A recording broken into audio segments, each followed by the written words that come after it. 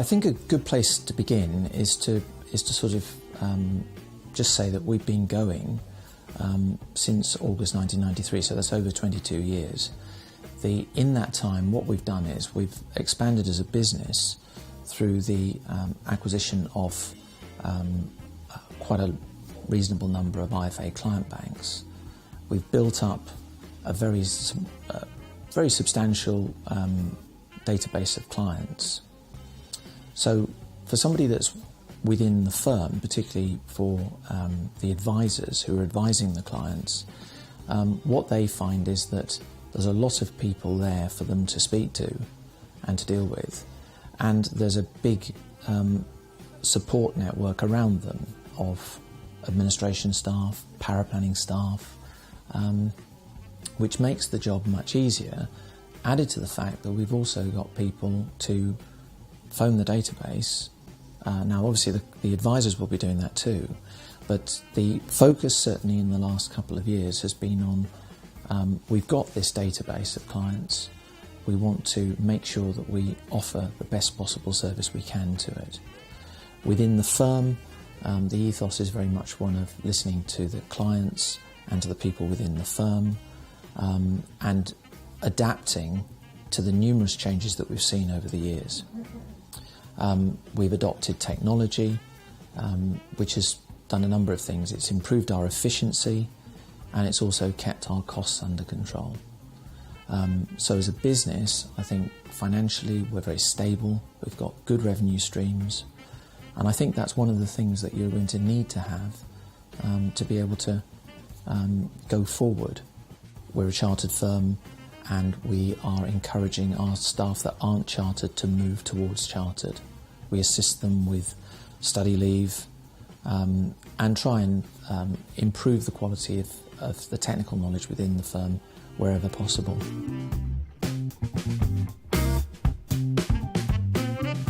What we plan to do over the course of the next 12 months is continue the progress we've been making regarding increasing and improving the service to existing clients within our database. And we're going to further improve the technological areas that we've gone into to assist us with regard to the various aspects of the advice process, from the back office to the investment process, all of those things. The other thing that we're going to focus on is increasing and looking to increase the number of professional connections that we're operating with. Right now, we have an excellent professional connection, which is a firm of accountants called Raffinger Stewart. They're based in Woodford Green in Essex. They're a mid-sized accountancy firm, and we have an excellent relationship with them and an advisor based in their offices. That and other professional connections is really a growth area for us in the next 12 months. Well, I think one of the key areas that we're looking at is investing further in technology. Technology in terms of getting better data on the clients we've got, being able to access it better, but also in terms of using more technology for research.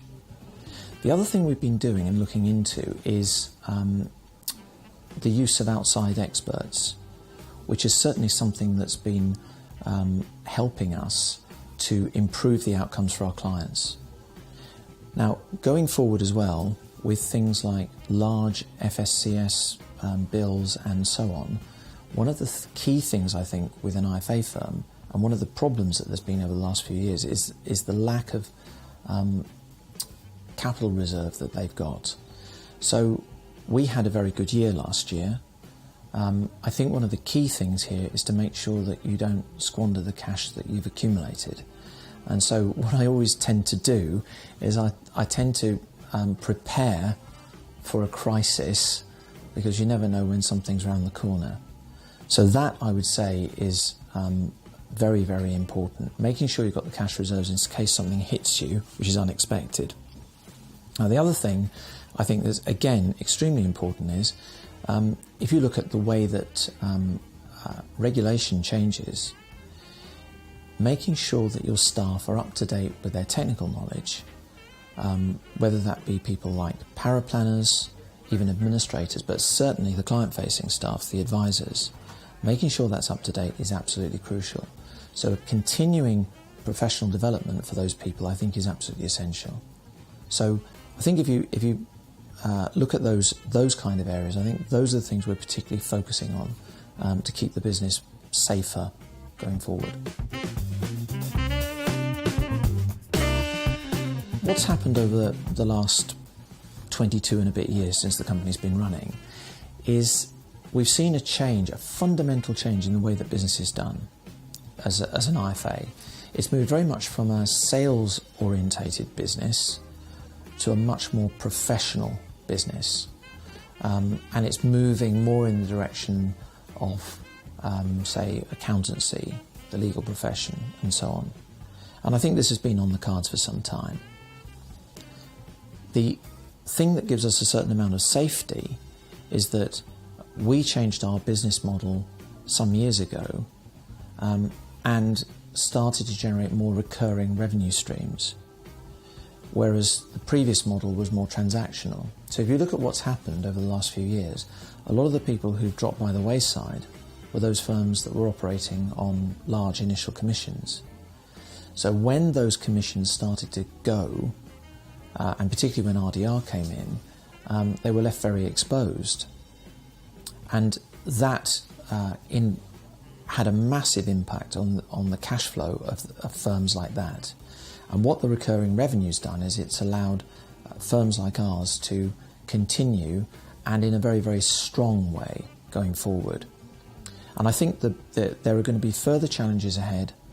I think that there's going to be things like robo-advice and so on, which will eat into the market for IFAs.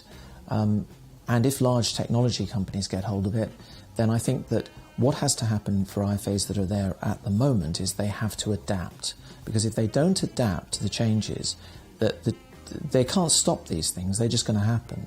So you have to be able to spot those things in advance, and you need to change your business model and adapt it. And you need to be able to do this reasonably quickly. Otherwise, I think you're going to find yourself pushed by the wayside and potentially find continuing very, very hard. In other words, I mean, there are numerous people who've now left the business. And I think that if you want longevity, I think you have to keep an eye on where the market's moving and keep ahead of it.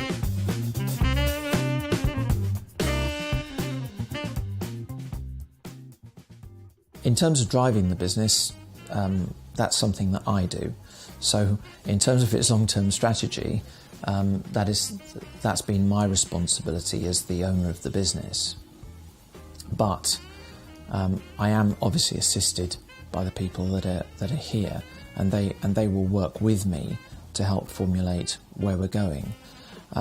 Now, with a business which has got about 30 people, finding time to be able to do the various things that we need to do is obviously hard, but you have to make the time to do it. So this is something that any business of this sort of size needs to focus on. If you look at where we are at the moment as a business, we've had a good year, but we've got about 30 people, and keeping that on track and making it continue going in the right direction is clearly something in terms of steering the ship that I've got to do. But yes, it is definitely, it's difficult to keep doing that in a changing market like this.